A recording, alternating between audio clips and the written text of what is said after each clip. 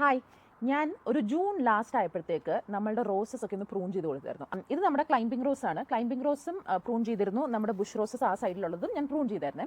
ഒരു July mid ആയപ്പോഴത്തേക്ക് അതിൽ കുഞ്ഞു കുഞ്ഞു ഇലകൾ വന്നു തുടങ്ങുന്നത് നമ്മൾ കണ്ടു. ജൂലൈ അവസാനം ആയപ്പോഴത്തേക്ക് ആ സമയത്ത് ഉണ്ടായിരുന്ന എല്ലാ പൂക്കളും പോയി. പോത്ത് വീണ്ടും കുറച്ചും കൂടെ വരുന്നതായിട്ട് ഞാൻ കണ്ടു കേട്ടോ. ഞാനോർത്ത് ഇത്തവണത്തെ ഫ്ലവറിങ് എല്ലാം കഴിഞ്ഞത്. നിങ്ങൾ ഇത് നോക്കിയേ, ഇതേ പുതിയ ഗ്രോത്ത് വന്നിരിക്കുന്ന ഇലകളാണ്. അത് മാത്രമല്ല, മൊട്ടുകൾ വന്നു തുടങ്ങി. ഇവിടെ മൊട്ടുണ്ട്, ഇത് ഇവിടെ 2 മൊട്ടുണ്ട്.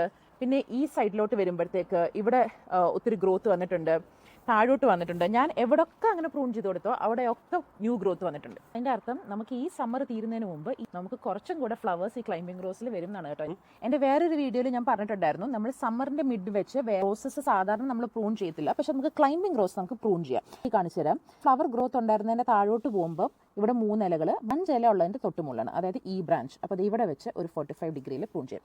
ഈ ന്യൂ ഗ്രോത്ത് ഒക്കെ ഇങ്ങനെ പ്രൂൺ ചെയ്തതിൻ്റെ ഭാഗമായിട്ടാണ്. അപ്പോൾ നമ്മുടെ ബുഷ് റോസസിലേക്ക് വരാം. ഇത് ജൂൺ അവസാനം സമയത്തേക്ക് പ്രൂൺ ചെയ്തതിനൊക്കെ ദേ വീണ്ടും ന്യൂ ഗ്രോത്ത് വന്നിട്ടുണ്ട്.